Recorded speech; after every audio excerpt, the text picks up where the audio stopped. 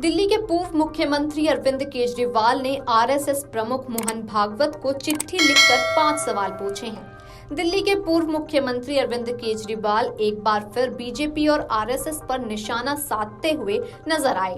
इन सवालों में उन्होंने बीजेपी का घेराव किया और आरएसएस प्रमुख मोहन भागवत से पूछा कि ईडी सीबीआई की धमकी देकर दूसरी पार्टी के नेताओं को तोड़ा जा रहा है, दूसरी पार्टियों की सरकारों को गिराया जा रहा है। क्या इस तरह से चुनी हुई सरकारें गिराना देश और देश के लोकतंत्र के लिए सही है?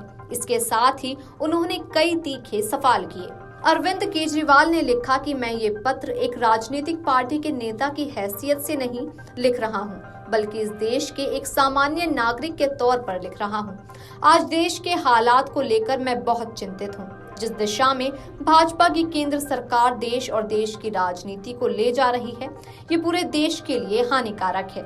अगर यही चलता रहा तो हमारा लोकतंत्र खत्म हो जाएगा, हमारा देश खत्म हो जाएगा।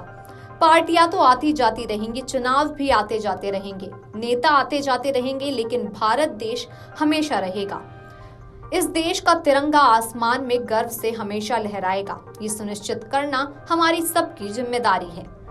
देश भर में तरह तरह के लालच देकर या पार्टी ईडी और सीबीआई की धमकी देकर दूसरी पार्टी के नेताओं को तोड़ा जा रहा है, उनकी पार्टियों को तोड़ा जा रहा है और दूसरी पार्टियों की सरकारों को गिराया जा रहा है।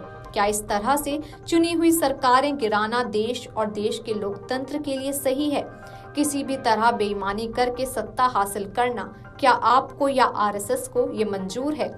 देश के कुछ नेताओं को खुद प्रधानमंत्री और गृह मंत्री अमित शाह ने सार्वजनिक मंच से भ्रष्टाचारी कहा और उसके कुछ दिन बाद ही उन्हें भारतीय जनता पार्टी में शामिल कर लिया।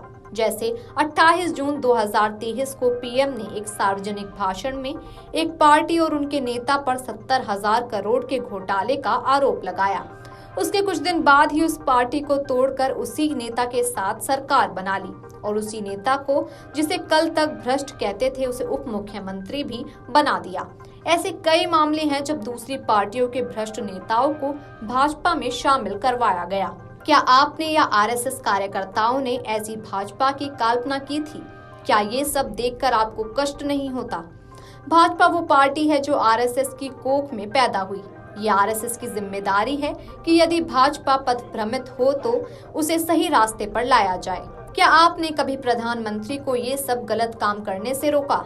जेपी नड्डा ने लोकसभा चुनाव के दौरान कहा कि भाजपा को अब आरएसएस की जरूरत नहीं है। आरएसएस एक तरह से भाजपा की माँ है। क्या बेटा इतना बड़ा हो गया कि माँ को आंखें दिखाने लगा है? मुझे पता चला है कि जेपी नड्डा के इस बयान ने हर आरएसएस कार्यकर्ता को बेहद आहत किया है। देश जानना चाहता है कि उनके बयान से आपके दिल पर क्या गुजरी।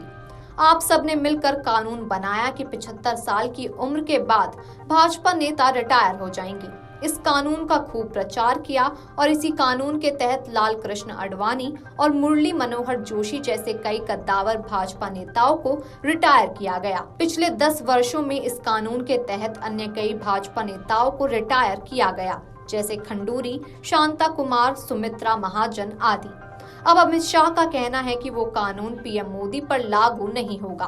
क्या इस पर आपकी सहमति है कि जिस कानून के तहत लाल कृष्ण आडवाणी को रिटायर किया गया, वो कानून अब पीएम मोदी पर लागू नहीं होगा? क्या सबके लिए कानून समान नहीं होना चाहिए? केजरीवाल ने आगे लिखा कि आज हर भारतवासी के मन में ये प्रश्न कोद कर रहे हैं।